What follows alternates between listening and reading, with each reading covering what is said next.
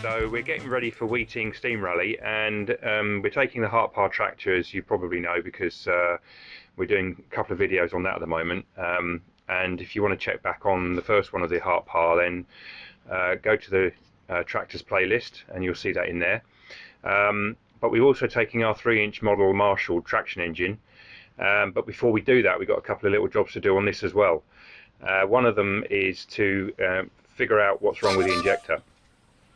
So we're going to take the injector off, take it apart, give it a clean, refit it and test it. So yeah, come along, see what we're doing. Let's have a go. So to get to the injector, we've got the back wheel off, and we've already had the injector out and got it all cleaned up. And inside the injector we found that it was full of grass, which we think's probably got in through the water tender. And then when we've used the injector, it's basically sucked it through into the injector and blocked it all up. And this is what the injector looks like. So it's quite a small device on a model traction engine, but a necessary bit of equipment. So we're going to put it back on, and then we're going to test it and fire it up and see if it works.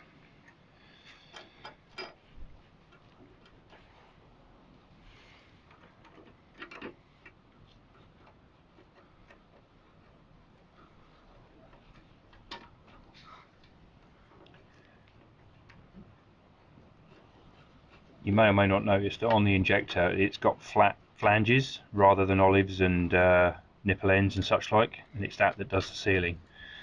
So clearly the ends of the flanges, the flat flanges, have got to be dead clean, both on the pipe and the injector itself. And everything's brass, so you can't over tighten it either, otherwise you'll strip the threads in the nut or maybe on the injector itself, and then it won't seal because it won't tighten up hard enough. So it's a little fiddly because it's only a 3-inch scale model. On a full size, the injector is quite a lot larger.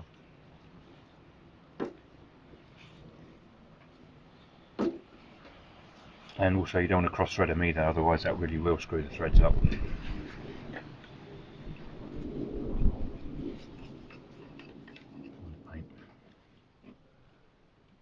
It's already tight. Yep. Okay. Alright. Yep. And these are tight. Yep. So the principle of an injector is to put water into the boiler under steam pressure. Every single engine, steam engine you come across on the road, not sure about railway locomotives, but I do know for steam engines on the roads you have to have 2 sources of putting water into the boiler. So on an engine like this, we have an injector which we just put on, and then also we have a water pump which is just behind here, and those are your 2 sources. Sometimes on smaller engines you can actually have a hand pump, which usually you find in a bunker, to pump water in as well, instead of an injector or instead of a mechanical water pump. So principal injector, you have your water feed in through this pipe here into the bottom, you have your steam feed through this pipe here into the side, and when you turn your water and your steam on, inside this little body here you have a series of cones, and those cones work with a Venturi effect and force the water from this pipe here through this pipe up into the clap valve on the side of the boiler and forces it into the boiler against the boiler pressure, which for this engine is up to 80 psi working pressure. And that's basically the principle of this injector here. You can have different sizes, so this size is a number 4 injector. Each size has a different fluid rate, so the rate that it would put water into the boiler, and you match that to the size of your water valve. I believe this engine actually has the water valve which is too faster rate for this injector, because when we turn it on, and we'll probably show you later, we have a flow throughout this exit pipe here for overflow, and that shouldn't be there. So when you have your injector running, you should not have any flow through here, and it should chirp. But this injector, it chirps and then it has flow through here, so I believe this water valve is too much for this injector. But this is the injector that fits on this engine.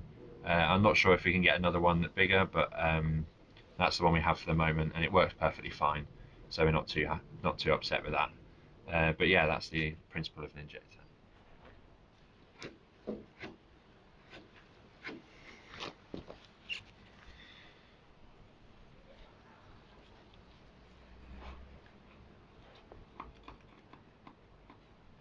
So in my world of mechanicking, you can never have enough oil, or grease. So before we put the wheel back on, we're going to put some just general purpose, I think it's SAE40 that's in my oil can. That's general purpose engine oil, lubrication oil, etc. So we'll stick that on. So this is the rear gear that goes behind the differential.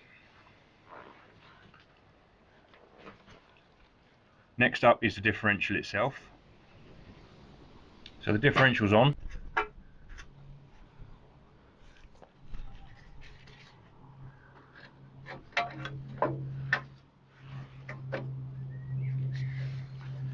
So the last thing to do before we put the wheel back on is the gear guard.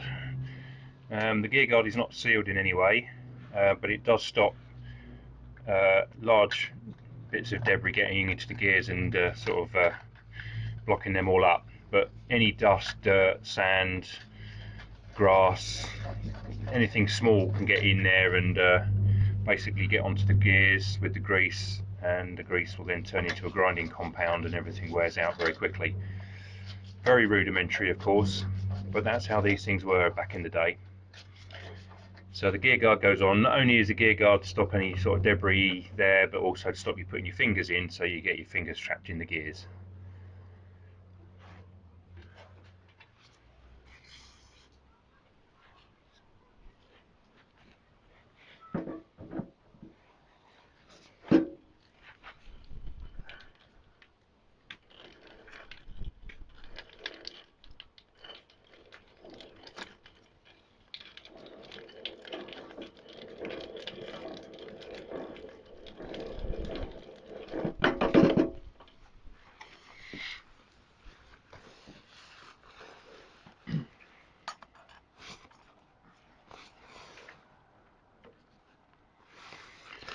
So fitting the wheel is just a case of lifting it onto the axle, putting the collar on, and then a parallel pin through the axle shaft, through the collar, and a split pin at each end. Very rudimentary wheel fastening.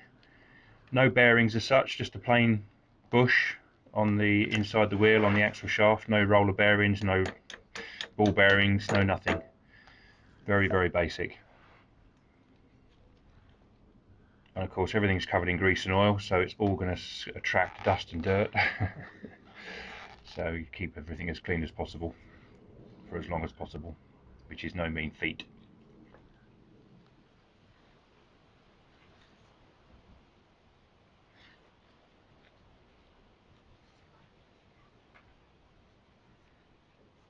And the last thing to do is just put the hubcap on. Go on with 4 little socket head screws.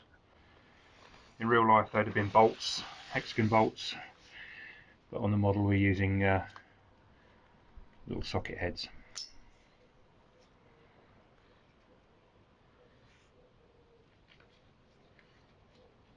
Of course everything on the model is so much smaller, all scaled down, so you have to be very careful when you tighten these things up, because the threads are obviously very small, the diameters of the screws are very small. You easily strip the threads or shear off the studs if you're not too careful.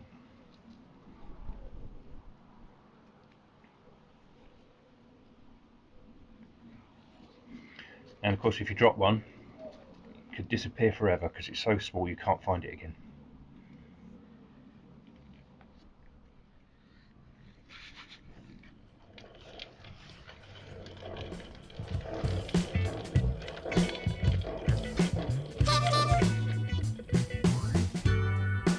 And that's it done. Next job, get it into steam and we'll test the injector.